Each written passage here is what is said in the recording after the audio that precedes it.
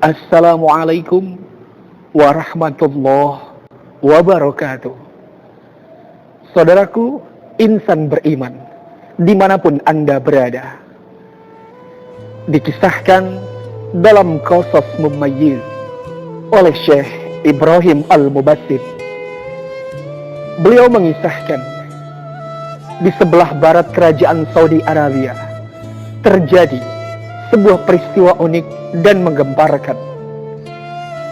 Ketika rombongan Syekh memasuki perkampungan, menyusuri jalanan, melihat sebuah perkampungan yang jauh dari sentuhan kata kemodernan, jauh berbeda dengan kota-kota lain di sekitarnya.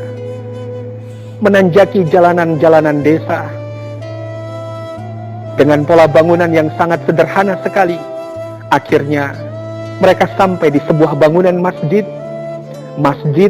yang akan menjadi awal dari kisah ini.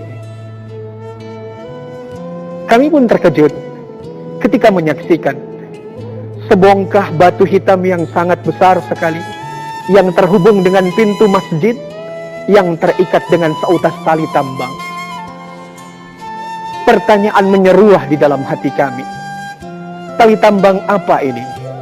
Satu ujungnya terikat pada sebongkah batu yang sangat besar yang terhubung dengan pintu masjid, sedangkan yang satunya lagi tak terlihat di mana ujungnya, memanjang dan terhampar di atas tanah. Menjawab rasa pertanyaan kami, maka kemudian kami memutuskan untuk menyusuri jalanan dengan mobil yang kami bawa. Lebih kurang 6-7 menit. Akhirnya kami sampai di sebuah bangunan rumah yang sangat kecil lagi sederhana, yang di dalamnya terdapat petak tempat tidur dan bilik air. Maka kemudian kami meminta izin masuk ke dalamnya dan bertemu dengan seorang laki-laki tua yang tinggal di dalamnya. Seorang laki-laki tua yang berumur sekitar 80 tahun, yang kedua belah matanya telah buta sejak ia kecil. Saudaraku, hadirin yang berbahagia, yang dirahmati Allah. Maka kemudian kami bertanya kepada sang kakek perihal tali tambang tersebut. Tahukah Anda jawaban yang membuat malu hati kami? Sang kakek yang tua lagi buta kemudian mengisahkan bahwa tali tambang inilah yang puluhan tahun lamanya menemani perjalanannya. Ketika setiap waktu salat yang 5 waktu tiba, tali tambang inilah yang menjadi jalan untuk menghantarkannya ke masjid. Demikian pula ketika dia akan kembali ke rumahnya. Masya Allah, kami pun menyaksikan tanda yang begitu nyata.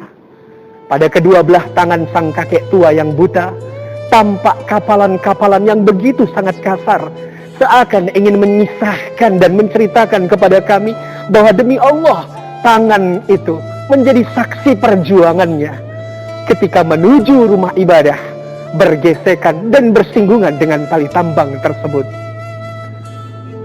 Pertanyaannya adalah, bagaimana dengan laki-laki muslim hari ini, dimanapun mereka berada?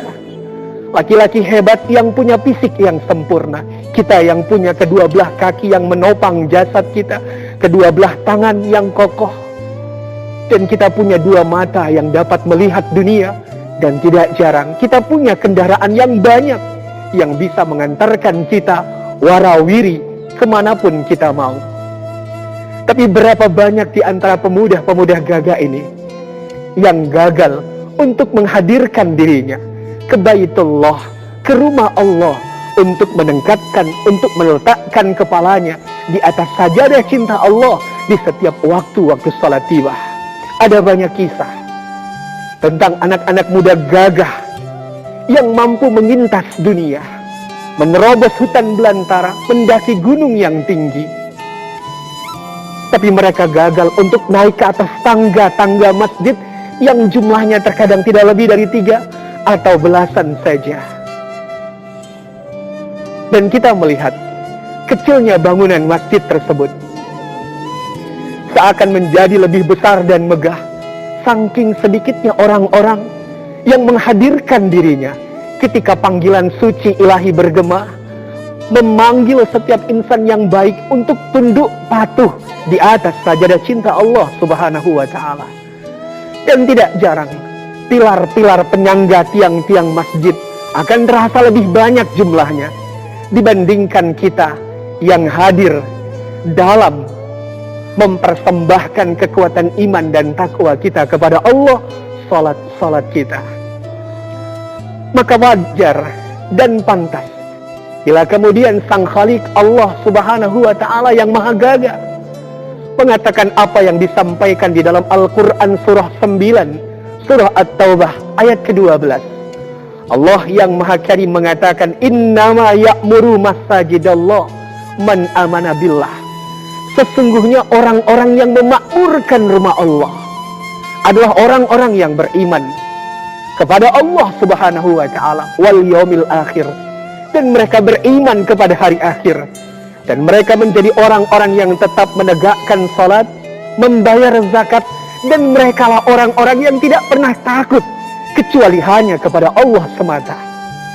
Dan mereka lah orang-orang yang diharapkan mendapatkan pertolongan Allah Subhanahu wa Ta'ala. Saudaraku, insan beriman dimanapun kau berada, dari bumi Deli Serdang, mari kita makmurkan kembali rumah Allah. Hadirlah dalam saf-saf terdepan dalam rangka memberikan kekuatan iman, membangkitkan atmosfer iman dan takwa kita kepada Allah Subhanahu wa Ta'ala.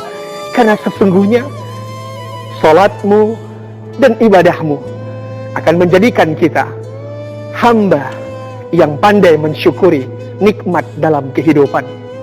Fa'tabiru ya ulil albab la'allakum turhamun. Assalamualaikum warahmatullahi wabarakatuh.